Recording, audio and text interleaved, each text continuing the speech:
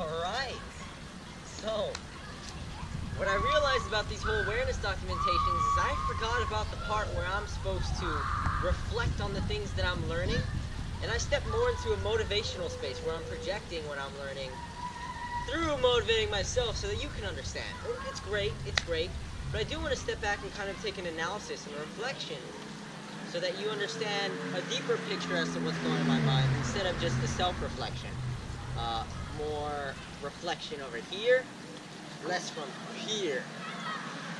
We'll try it, we'll see. Depending on what you like better, you can let me know. Because the motivational videos that you get and some of the cuts you get from this go to Instagram.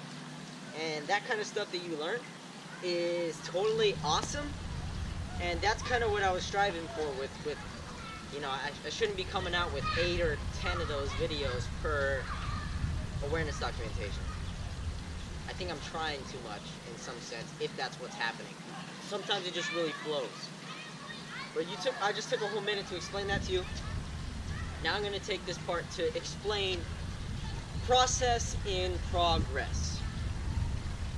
So if you've ever noticed that if you're growing in your position to be able to take advantage of making that next step, overcoming those new challenges, then you'll realize that you approach this next barrier. This barrier that comes up in your life, and you essentially look at it, it's a giant wall, and then you take a step back until you hit your back to that wall that was behind you. Now, there's all these blockades, right? And you smash through them. And you don't ever want to go back into that hole that you had to smash through, through making a small hole to be able to crawl through, kind of, blow through. Because when you go back, then you're like, I gotta go back through here. No, you don't want to go back a wall. You gotta constantly progress and retain action and retain that success that you created, as well as create new success so you can smash through the next wall. And that's what success is. Success is something that you obtain and you retain and you continue to grow throughout your pains to be able to move on to that next step and progression. So if you don't hold on to that success, then you're really stepping back and you never created that success in the first place because it was only momentary. The temporary success that you created wasn't enough to be able to retain and continuously move forward. So that's why you have to have momentum, and you have to learn something, apply it, and hold on to everything so that you can create more. And that's when you'll realize you start creating more problems for yourself, bigger problems. And then you can be able to create bigger solutions for yourself too. Then the whole world opens up to what you do. So, when you do something like that, I want to explain a little bit about what momentum really is. Momentum is so important for you to be able to really pick up traction and grow. And for me personally, I haven't always had much momentum. In fact, if I did, then I would be like all the way over there. So I take actions, I create actions, and I stop. And I take a step back. I'm not ready for this. I create actions, stop, take a step back. So what I need to do to be able to reach that next level of leadership is start my engine and kick away all the debris and blow through that next barrier. So I don't have to worry about what's behind me and this thing that's in front of me. Okay, well, that's new, cool. Well, let's figure out a way to get through this. That's how you should be. But realistically speaking, if you were to think of a train, and this train you're trying to start, and you're trying to get it to go on this journey, this destination that you have. The importance of this train is to be able to arrive at the end point. The end point can be your goal, for example. That train, if you put a little 1-inch block in front of it, then it will not start moving on that track. Now once you kick that out, well, okay, now the train can move. And once it starts to pick up, then there's a 5-foot wall on the tracks. But it's got so much speed, so much certainty to blow through that 5-foot wall that it just penetrates with no problem. That's the difference between momentum and no action to action. So, which one do you want? Once you have that momentum and you are able to grasp and retain it, then you are on to the next level of leadership. This is level number 3. From what I have learned, level number 1 is where you have other people inspired to learn from you. They don't just appreciate or listen to your orders because they have to, because supposedly you're this authority. They want to. And that's the difference between not being a leader and the next one, which is, I suppose it's a leader, you know. They want to follow you. Okay, that's leadership. Number 2 is when you're so passionate and you're constantly driven to learn new things and develop new skills and take on that responsibility. Number 3 is where you create momentum. And then other people are like, whoa, this guy's taking action, man. Like, whoa, I gotta follow him and understand how to be like him. Those are the 3 levels of leadership. There's like a 5th one and a 4th one, but I'm not there yet, so I don't know too much about it. Okay. So, in this whole process and progress, you're gonna approach new obstacles in your life. And for me, you know, a lot of those things are finding people's different character traits and personality. They all come from a different place in their life where they're stumbling or they just don't want to learn anymore. And in any case, I don't ever want that to be me. I always want to consistently learn. I always want to take in new perspectives and develop my own and be able to share that with the world. That's just who I am. And if I start not doing that, then I don't know if everything will be so great. Okay. So, that's my destination. That's part of my goal and my being. You know, not everybody has the same aspirations as me, though, or ambitions. You all have your own things you want to do. That's something I would definitely condone your efforts for if you want to do it. I'm trying to think of some way that I can relate this to me and some of the things that I'm experiencing and not make it so motivational. Something, you know, it could be beneficial to do that.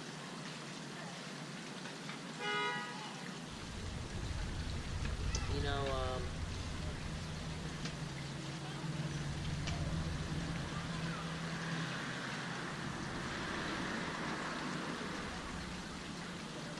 some of the processes that we experience in our lives, we follow them and we learn them. And, you know, first you start off with kind of a robotic rhythm. And you do this thing consistently, persistently, to be able to understand it. And once you get through that robotic rhythm and having repeated it multiple times to multiple people, or whatever it is that you're doing to be able to serve, eventually you're going to get into a place where you've kind of learned it. You know, you've been able to acquire it and you know it pretty much by heart. And then you can bring in your own characteristics and your own process, your own system. And when you bring in that integrity from that how and create your own, then you'll be at a different type of leverage point than somebody who's just starting, or somebody who's dedicated themselves to that how, and they have no other way to go about their business. You know, I think a lot of it takes your own character and traits that you're trying to apply to what you're doing. And when you bring that into the picture, then it's so much more authentic and people really want to vibe with you. So if you're always talking like a robot, you know, they'll feel the systematic movements and they won't really want to trust you. So I really deeply think that having connections and relationships with people, having people want to bond with you, first comes from the heart. And when you get that, then you're in a position where, you know, people want to be able to work with you. So if you're just talking straight like a robot, systematically, then nobody's gonna really want to talk to you further in the first place, because you're not coming from a good place. So I do see people who act robotic or don't necessarily know what they're talking about, and they're learning, which is cool. I truly think that having a relationship with somebody before you talk about all that stuff is more important. Hello.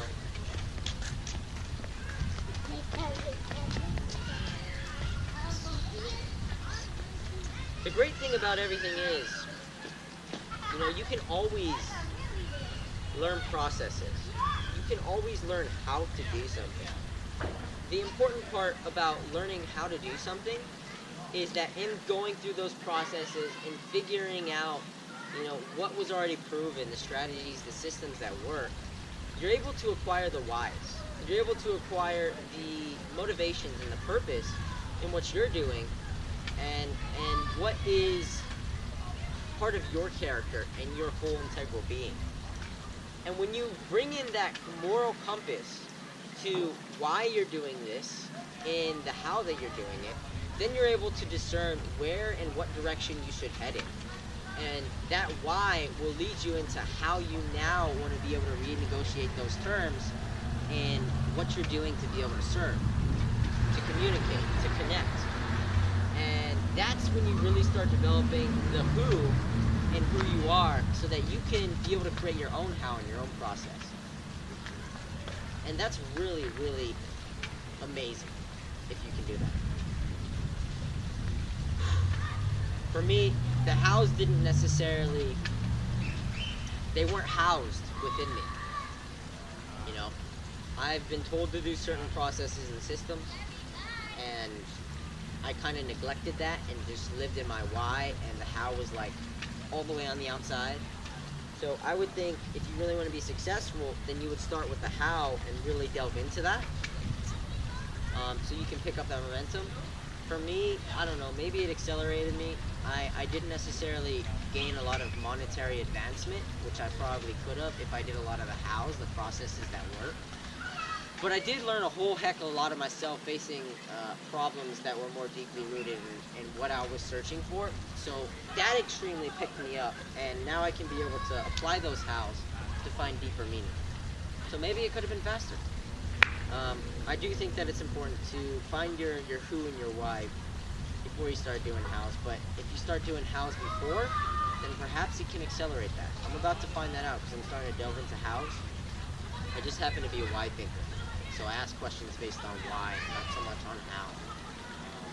Dang, man, I really need this to reflect on something I don't already know.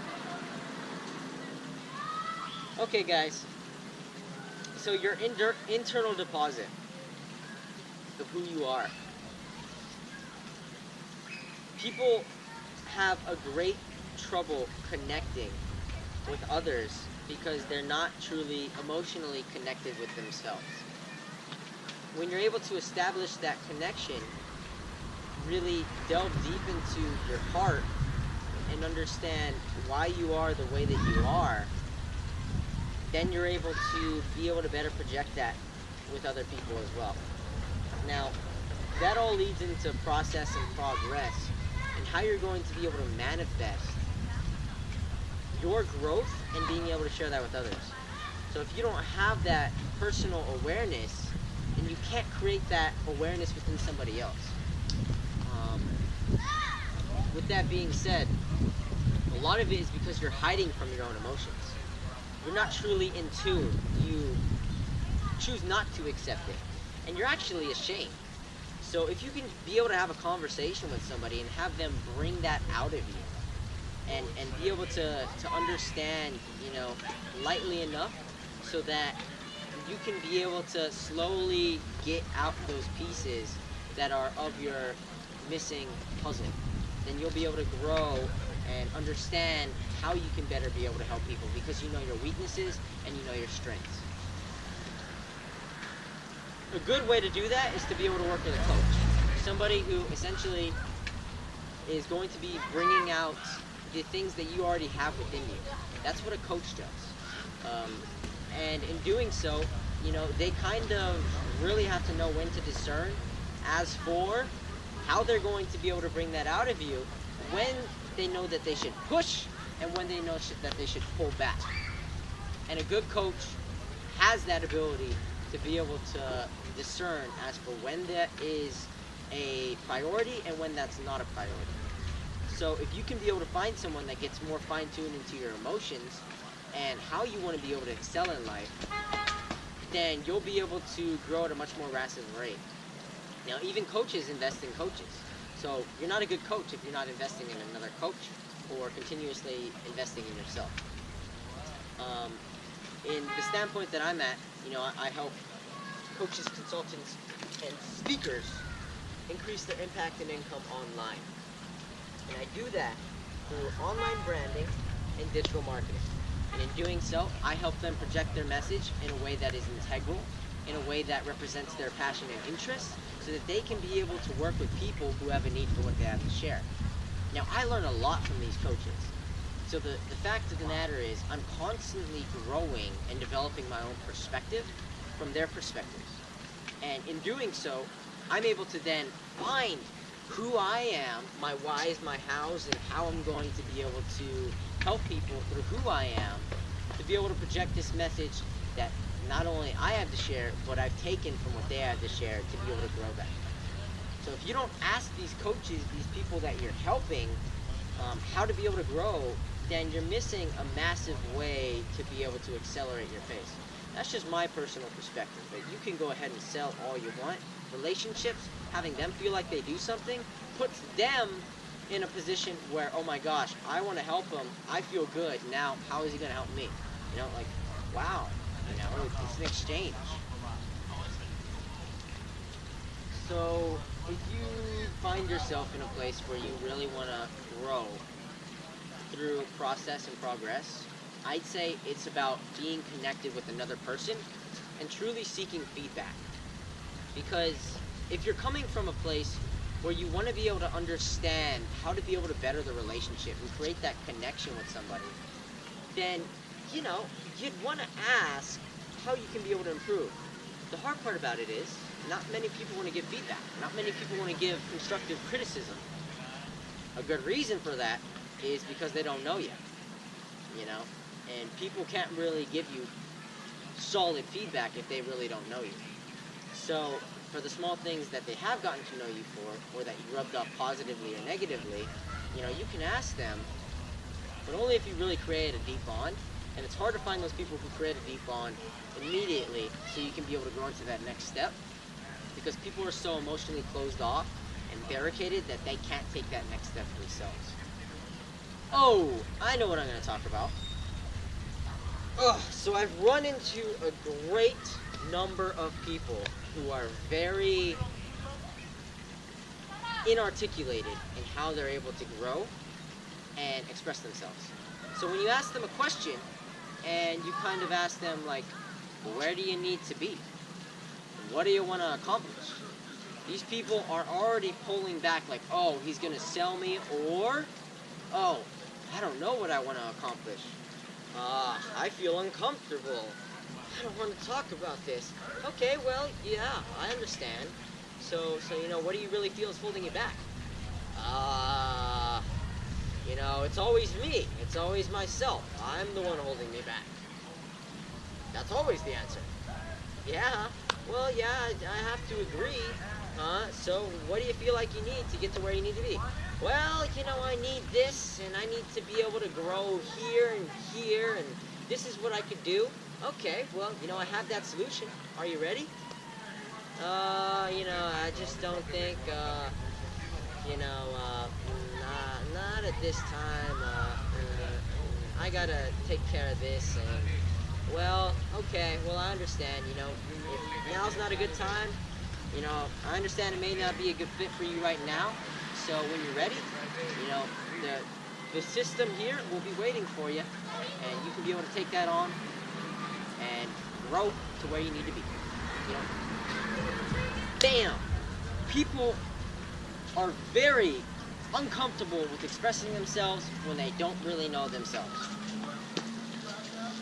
When you know yourself, and you're self-aware, and you're essentially transformed and prepared in how you're going to be able to step into and approach the world, because you have this overwhelming confidence from the experience that you've gained, that's when you're in a position to really have your reign. And you are able to step in and have a conversation with anybody because you know where you stand and how you can be able to manage that conversation is coming from your truth, your authentic self. So when people are closed off in that manner, just know that, they're not finally in tune with their health. And, it's much harder to help somebody if they're not willing to be helped.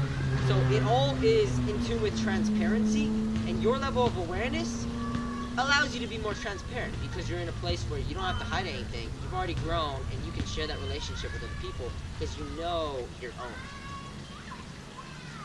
And you can start having better community and help and connection with the rest of the world. I'd like to see that. Not everybody wants to be helped in that way, though, because people will hold back.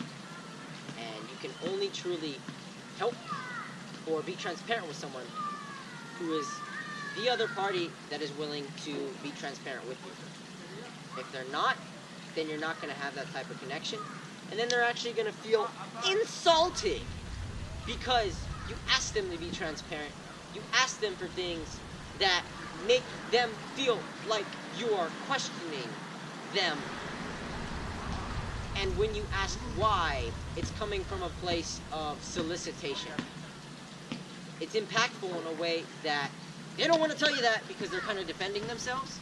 So that's why I am inspired to always be on the offense, always asking and growing and sharing, so that I'm not playing defense, because I know that when you're playing offense, you're already playing defense at the same time. And that helps you go and move forward without having to come into a place where you're blocking yourself from moving forward in that space. So, I don't have much more to share at this moment. I certainly hope that something comes up that helps me develop a more refined and renewed message. Because I'm learning a lot of things, and I need to break that next barrier for me. For now, right now at this time, I know I told you my how in the video I just released today, which is childlike role. Childlike control, golden role, and that is extremely powerful, extremely flowing. I even rhymed throughout the whole thing. That was super awesome and on point. It was coming from a genuine place.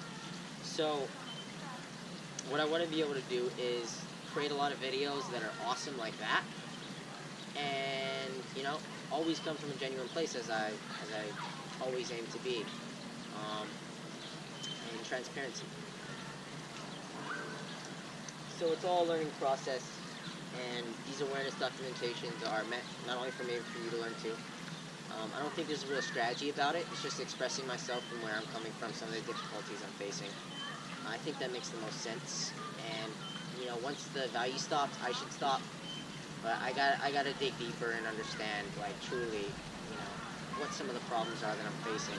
And right now, I just shared most of the stuff that I've already learned, so there wasn't any new stuff. That's not good. That's not good. I want to get much deeper with you guys, and I think it's important to always break through those barriers. So now I'm taking those actions. I'm creating that bit of momentum if I continue. But the thing that I haven't really developed is the goal setting that I talked about. I did on May 27th. I haven't made much of an impact, and I only have like 12 months. And the 10%, that wasn't good. I have to solidify how I do that. So like, say 25 messages minimum per day on Facebook, 10 on Instagram, something simple like that. Much more definite in what that goal and destination is, so I can be able to plan and strategize around it. I don't think breaking it down into times works, unless if you have a strategy, this is what I have to do today, and this is what's going to happen. Wow, that's a long video. And the value only came in the last 10 minutes. Ugh.